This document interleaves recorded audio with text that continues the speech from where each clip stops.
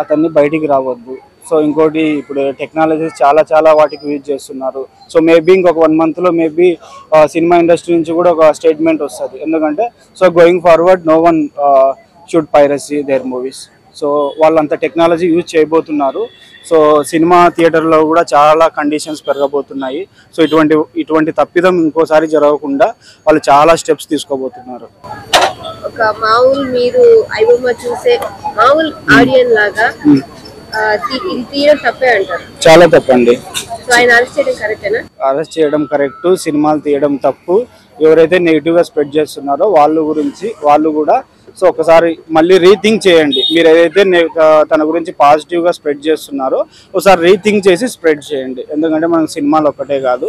So సినిమాలతో ఇది ఒక్కదాంతో ఆపేస్తే రేపొద్దున మన లైఫే చాలా డేంజర్లో పడే సిచ్యువేషన్ ఉంది. Everyone using mobile phones now days. ఇప్పుడు ఈ సార్ అదే పోలీస్ వాళ్ళు తీసుకునే యాక్షన్ మీరు సపోర్ట్ చేస్తున్నారు. ఇక్కడ నుంచి తగ్గడం కాదు, 0కి రావాలి. అది ఇంకా సో 0కి రావాలి.